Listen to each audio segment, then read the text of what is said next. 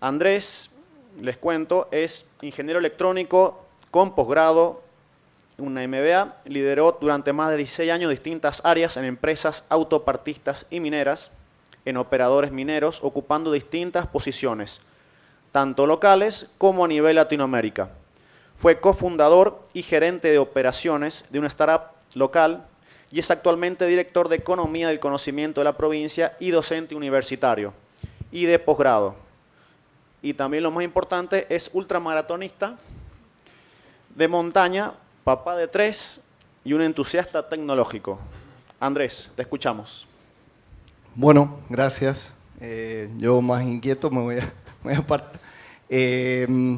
Gracias Mati, gracias David, gracias a todos los organizadores y quienes están participando en estas jornadas. Para nosotros, desde la Secretaría de Ciencia, Tecnología e Innovación, es un gusto poder estar acá, compartiéndoles una breve presentación que fue, digamos, como lo que nos pasó en estos últimos años con el tema de la IA.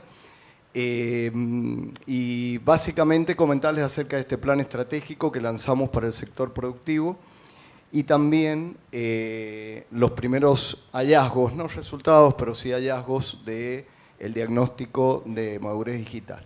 ¿Se escucha bien, no? Sí. Ok, bueno. Genial. A ver.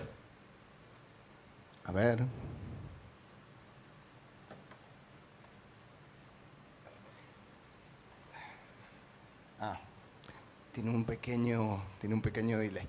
Bueno, básicamente cuando nosotros asumimos la gestión en diciembre del 2023 ya habían pasado cosas, habían pasado muchas cosas vinculados al tema de inteligencia artificial.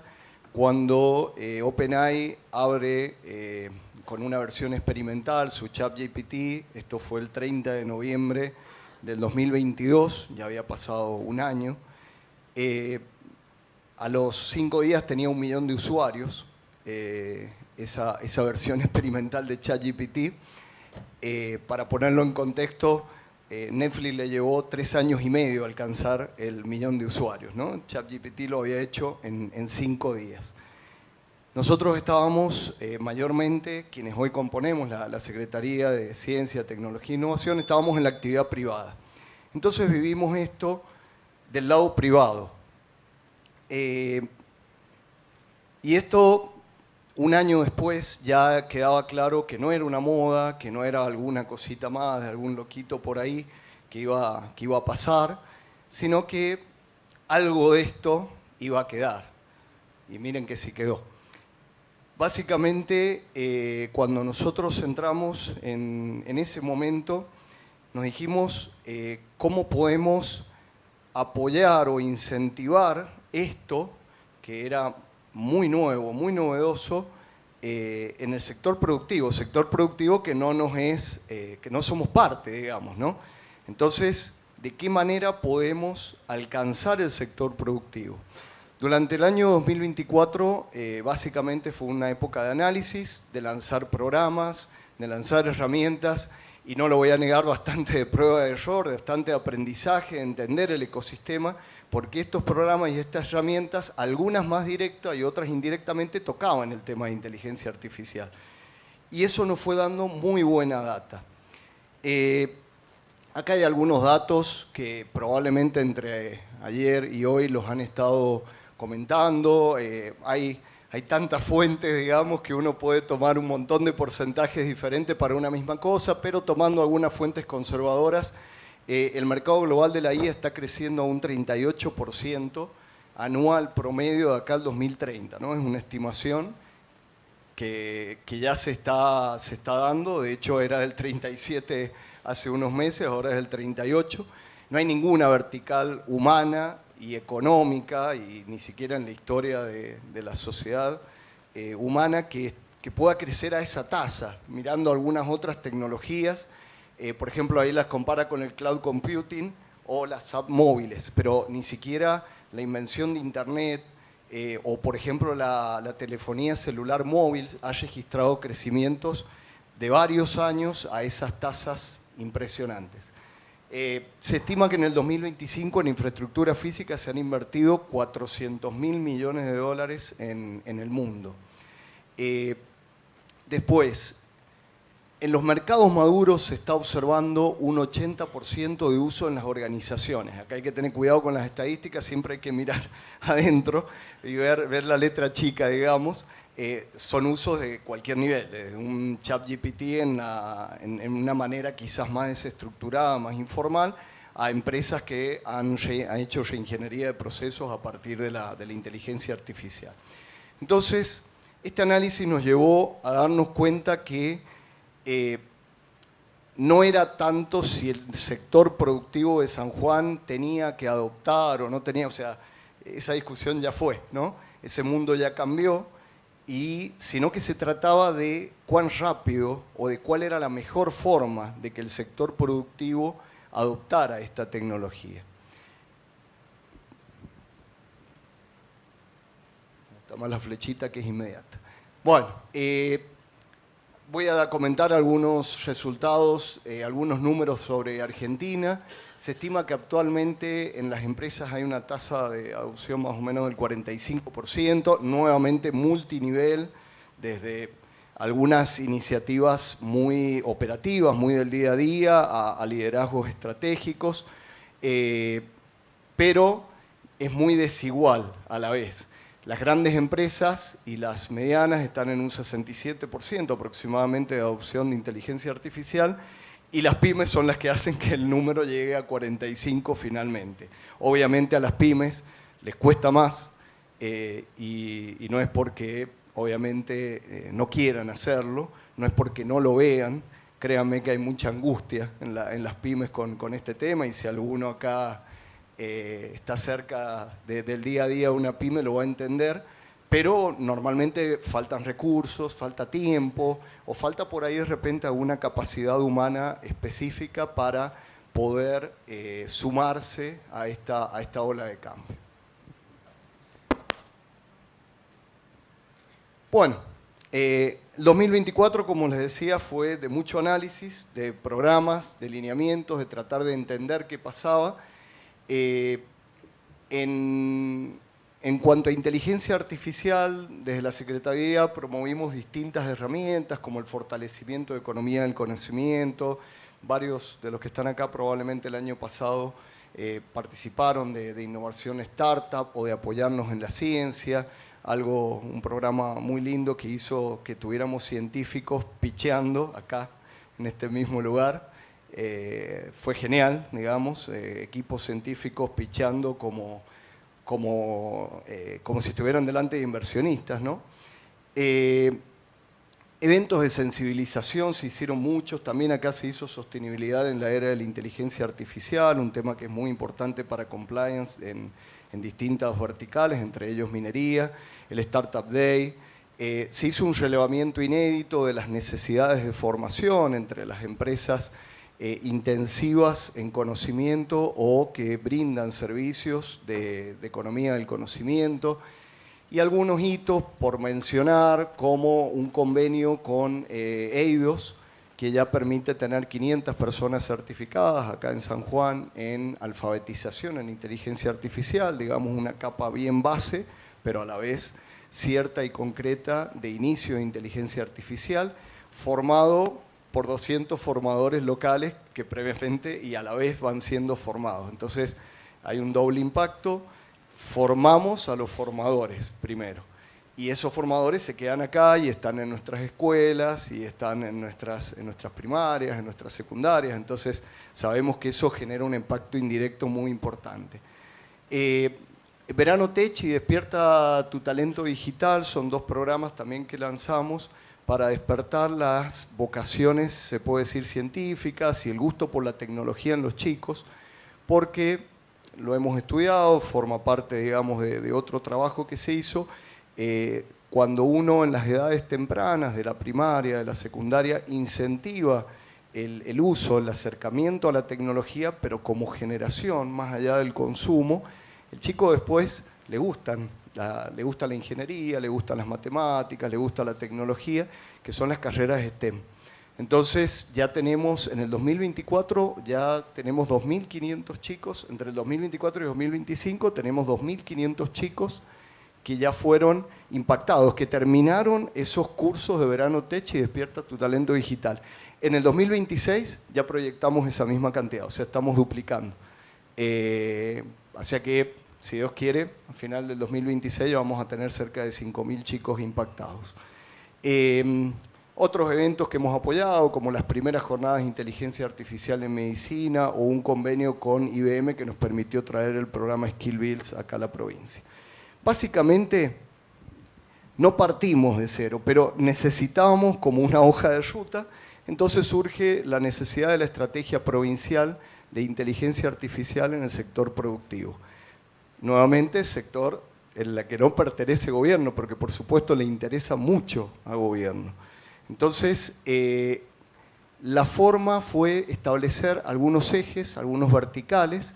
En nuestro caso definimos 3, talento, apoyo e infraestructura y la parte de gobernanza y ética.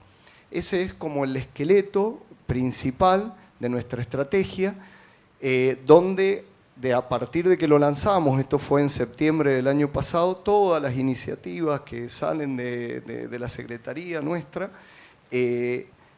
se miran en estos 3 aspectos: cómo impacta en el talento, cómo impacta en nuestras pymes o en nuestras empresas de base tecnológica, y de qué manera se puede favorecer una gobernanza y una ética y que la inteligencia artificial sea realmente el artífice democrático que se está esperando, ¿no? O sea, esta posibilidad de democratizar el uso de la tecnología lo tenemos que hacer realidad, en mi opinión, más desde la ética que desde la gobernanza. No creo demasiado en las sobreregulaciones, en una tecnología que está incipiente, primero porque es como tratar de tapar el sol, digamos, ¿no? O contener el mar, se nos va a escapar necesariamente porque la tecnología está explotando, está incipiente, pero además porque hay que proponer los usos positivos, que por ejemplo el uso de inteligencia artificial favorezca la inclusión, ¿no? Entonces es a partir de ahí, más que con provisiones regulatorias, donde creemos que se puede construir este marco de gobernanza y ética. Además somos una provincia y hay regulaciones que no nos tocan, no nos competen. Créame que detrás de esto hay toda una elaboración, todo un plan que posee ejes, que posee etapas, fases y todo lo demás. De todas maneras esto es público. Pero siempre miramos estos 3 aspectos: talento, el desarrollo tecnológico y ojalá que también podamos proponer mejoras en la infraestructura que nos permitan mejorar el acceso a estas herramientas de inteligencia artificial y la gobernanza con el marco ético. Bueno, muy bonito el plan, pero además de pasar todas las iniciativas por este tamiz, ¿qué hacemos en concreto? Entonces, ahí un mes después del lanzamiento de esta estrategia provincial, anunciamos este primer diagnóstico de madurez digital. Este es un proceso que se inició en noviembre/diciembre, un proceso donde las empresas se postulaban, eran seleccionadas, básicamente las empresas dedicaban tiempo, que no es poco, y más siendo pymes, con más razón, y nosotros de gobierno aportábamos todas las herramientas, la consultoría. Es, créanme, mucho más que una encuesta, no es que estén mal las encuestas, pero esto fue un diagnóstico mucho más profundo. Esto es lo que prometimos, para enganchar a las pymes, van a tener un informe visual tipo radar, una foto externa, una hoja de ruta, pero vamos a lo que dimos. Básicamente le entregamos a cada una de las pymes que participaron, que fueron más de 40, que completaron el proceso, digamos, ¿no? Siempre hay alguna que quedó en el medio, pero más de 40 que completaron el proceso. Le entregamos un informe respecto de su madurez digital en general, de su cultura innovadora, cómo está orientada a los datos, cómo está su situación respecto de la gobernanza de los datos, su nivel de digitalización de procesos y su presencia digital, sobre todo en los medios y las redes. todo esto se lo entregamos a las pymes. Detrás de esto hay un informe que, no sé, debe tener 10, 15 hojas aproximadamente, porque tratamos de resumirlo lo más posible, pero con muchos tipos de indicadores. Por ejemplo, a las pymes les decíamos madurez digital si está en inicial, desarrollo u otras etapas más avanzadas. ¿Qué uso está haciendo de la inteligencia artificial? Si es exploratorio, si es asistencial, si realmente es estratégico, en base nuevamente a toda la información que habíamos recabado y que nosotros habíamos recabado sobre las pymes también en la información pública, ¿no? Después, por ejemplo, respecto de la presencia digital, si era una presencia informativa, si era estratégica, es muy interesante porque de repente depende con quién se encuentra uno de la empresa, porque no solo entrevistamos digamos, a la cabeza de la empresa, al socio, al gerente, sino también a los mandos medios, a los usuarios claves de proceso, era la visión que tenía la empresa, y eso es muy esperable. Pero después nos encontramos como una comunicación que también no necesariamente estaba enfocada en la visión, ¿no? Entonces, a veces estaba más enfocada en los productos o en los servicios y no en la visión estratégica. Bueno, también les entregamos una matriz donde se posicionaban respecto de si la innovación es impulsada por el líder, si es respecto de innovación, si es más bien reactiva, operativa o estratégica. Este informe ha sido muy bien recibido, lo tienen ya todas las pymes que participaron, lo vamos a volver a hacer extensivo ahora en el 2026 para otras pymes que se quieran sumar. Pero a nosotros, ¿qué nos da? No nos da solo, está bueno esta información que le damos a la pyme Juan Pepito, pero a nosotros lo que nos da es una info consolidada muy valiosa. Cuando uno empieza a encontrar patrones y parámetros, uno puede empezar a reorientar la política pública. Entonces, por ejemplo, dentro de madurez digital encontramos que en general nuestras pymes, este muestreo que hicimos, que creemos que es bastante representativo del entramado local, el 57% nos daba desarrollo, en desarrollo. Sumado otro 26, tenemos más del 70% que estaban entre inicial o en desarrollo. Realmente avanzado, bueno, líder no encontramos ninguno en este muestreo, y eso nos da mucha información de cuál es el estadio de nuestras pymes en la provincia. En cultura e innovación, algo muy interesante, encontramos una cultura más bien reactiva. Tengo un problema, ¿cómo lo soluciono? Bueno, a ver, apliquemos la creatividad, vamos a otras herramientas, le consultamos al GPT, o sea, hacemos todo lo que se nos ocurre, pero es una reacción ante un problema. Hay algunos que lo tienen de una manera más operativa, digamos, si se le quiere, hay gente innovadora en las empresas que ocupa distintas posiciones, pero no de liderazgo. Hay otras que están impulsadas por el líder, y acá tenemos una categoría que encontramos mucho en San Juan, la reactiva y la impulsada por el líder se llevan más del 60%, y hay otras que sí tienen la innovación en un lugar, en un sector estratégico. Tienen gente que, al menos part-time, se dedica a pensar en la innovación antes que aparezcan los problemas, sistematizar los procesos de innovación dentro de la empresa y demás. Lo bueno que tiene es que hay algunos casos. Hay mucho de esto de impulsado por el líder. Entonces, ahí lo que está faltando es que esa visión un poco también baje, ¿no? Y en general encontramos que un 70% de las categorías nos muestran que la innovación es como que no está distribuida todavía en la empresa. Lo cual es algo que pensábamos a priori y los números nos han confirmado. Otros hallazgos, la presencia digital, una presencia básica. ¿Venimos bien, Mati?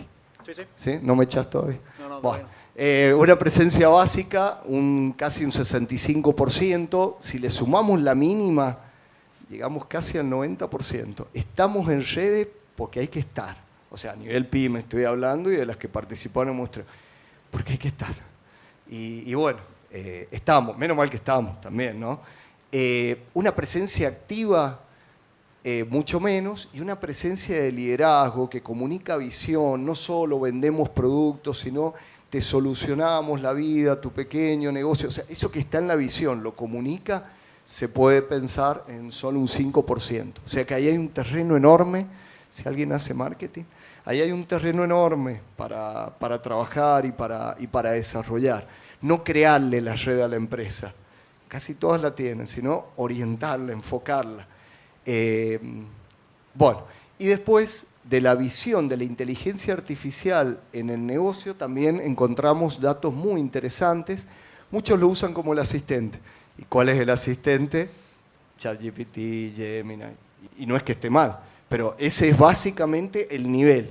Y se diría de una manera no sistematizada. La forma en que está configurado el Gemini de mi compañero de trabajo que hace lo mismo, seguro que no es la misma que la mía, porque en realidad eso ha crecido de una manera muy operacional y muy desde la persona. Como alivio y estas otras categorías de acelerador y escalador con menos porcentaje, pero no inexistentes.